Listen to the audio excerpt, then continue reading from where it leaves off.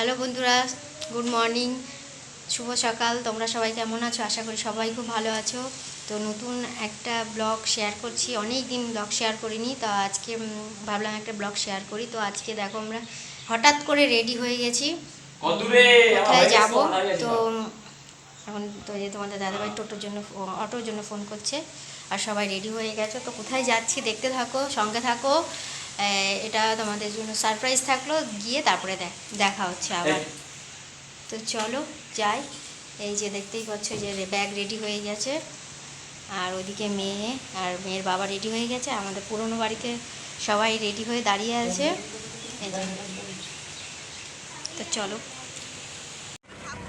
আমরা বাড়ি থেকে বেরিয়ে পড়েছি, তখন আর তোমাদেরকে দেখাতে পারিনি যে গৌরাঙ্গ সেতুর উপর দিয়ে যাচ্ছি টোটোয় করে। এখানে আছে আমার দেওর, আমার বর, আমার ভাসুর, আমার শ্বশুর, আমার বাবা মা, আমার শাশুড়ি, এই যে আমার মা, পিছনে শাশুড়ি, আর আছে আমার ননদ, সব কাকা শ্বশুর, জ্যাঠা শ্বশুরের মেয়েরা, মেয়ে ছেলে, এরকম সবাই ছিল, জায়ের মেয়ে, আমি, আমার মেয়ে, বর, সবাই তো ছিলামই। তো দেখতেই পাচ্ছ এই যে চলে এসেছি গঙ্গার ধারে। যে আমার শ্বশুরমশাই, ওই যে আমার শাশুড়ি মা বসছে, এটা আমার বাবা, এটা আমার মা, আর এই যে আমার ভাসুর, তারপরে আমার দেওর, তারপরে আমার বর, সবাই মোবাইল দেখায় ব্যস্ত রয়েছে।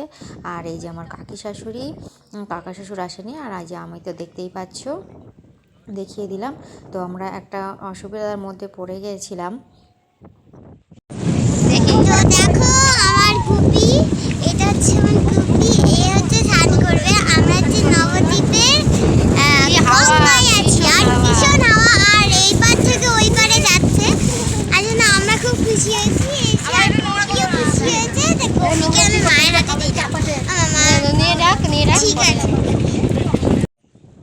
তো সবাই গঙ্গা স্নান করতে নেমে পড়েছে। গঙ্গা স্নান করার উদ্দেশ্যটা হচ্ছে জ্যাঠা শ্বশুর মারা গেছিলেন। তো বছর কি হলো, বছর কি হওয়ার পরে সমস্ত ক্রিয়াকলাপ বেরিয়ে যাওয়ার পরে মানুষের মনের একটা ভ্রান্ত ধারণা মানুষ তৈরি করা যেমন নিয়ম, তো সেটাই।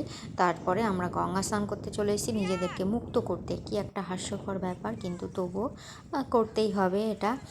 তবুও সেটাই করছি আমরা। দেখো গঙ্গা, আমার সবাই স্নান করতে নেমে পড়েছে। আমার মেয়ে, আমার মা, আমার কাকি শাশুড়ি, ননদ, যা, তারপরে তোমার আমার আর কি ছিল।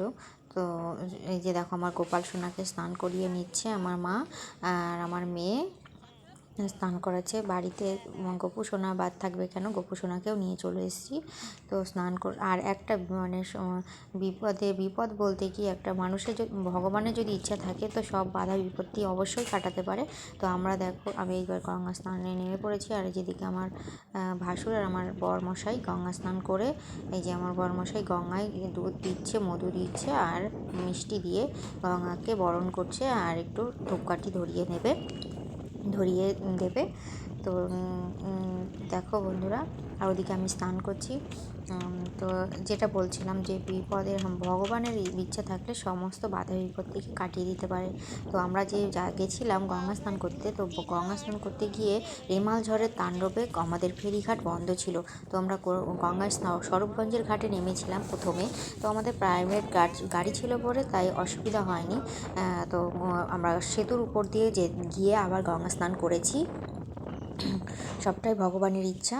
তো যেটা মানে বলছিলাম, তো তারপরে সেই রেমাল ঝড়ের তাণ্ডবে তো আমরা ফেরিঘাট বন্ধ বললো, তখন মনটা খারাপ হয়ে গেছিলো, আমরা আর যেতে পারবো না। তো গাড়িওয়ালা বললো কী হয়েছে, সেতুর উপর দিয়ে নিয়ে যাবো, চলো।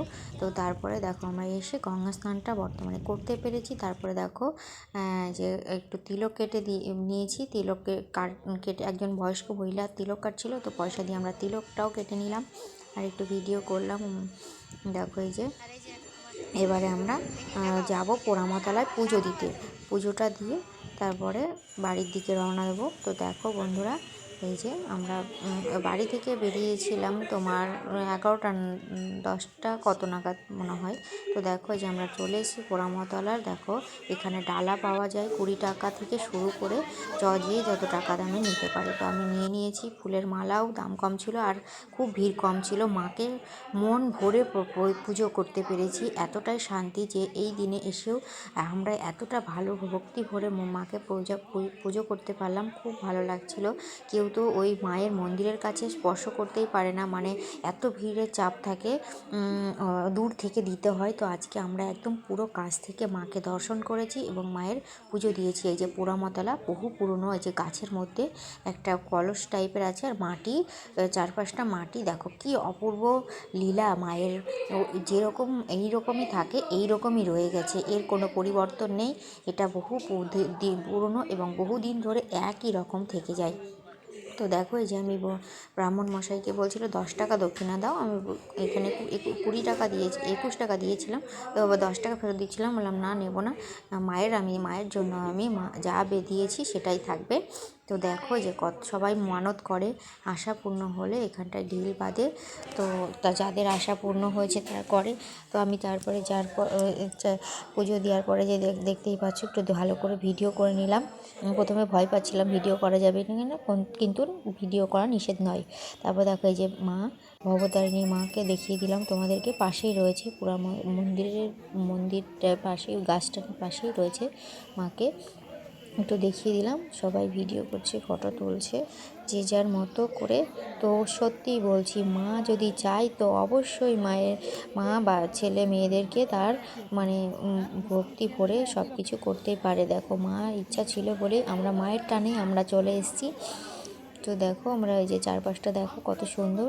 এখান থেকে আমরা ডালাটা নিয়েছিলাম, নিয়ে পুজো দিলাম। এখানে সব রকম ব্যবস্থা আছে, কোনো ব্যাপার নেই, মন ভরে পুজো দিতে পারবে। তারপর দেখো বড় একখানা শিব মন্দির পাশেই ছিল, তো মায়ের শিব মন্দিরে একটু ঢুকে গেলাম। তো এখানে একটা মানে সমস্যায় পড়ে গেছিলাম, দুধ গঙ্গা জল ঢালতে গেছিলাম, সেটা আর হলো না, ভাগ্যক্রমে পরিষ্কার করা হয়ে গেছিলো বলে আর দুধ গঙ্গা জল আমাদের ঢালতে দিল না। অনেকটা সময় হয়ে গেছিলো, তো ঠাকুরকে প্রণাম করে বললাম, ঠাকুর সব ইচ্ছা তো পূর্ণ করে না, ঠাকুর ইচ্ছা চায়নি, তাই হয়তো আমার দুধ গঙ্গা জলটা ঠাকুর গ্রহণ করলো না। তো ঠিক আছে বন্ধুরা, দেখতে থাকো কি। আর তারপরে যে দেখো আমরা বেরিয়ে চলে আসবো এবারে এই শিব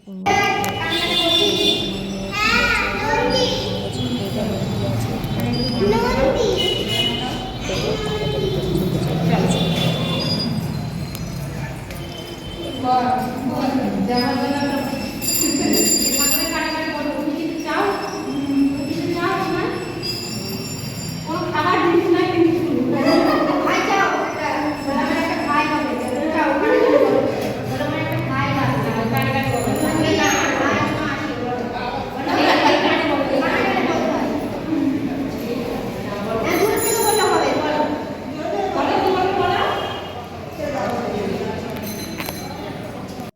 তারপরে আমরা ওখান থেকে বেরিয়ে চলে আসার পরে একটা হোটেলে ঢুকেছি।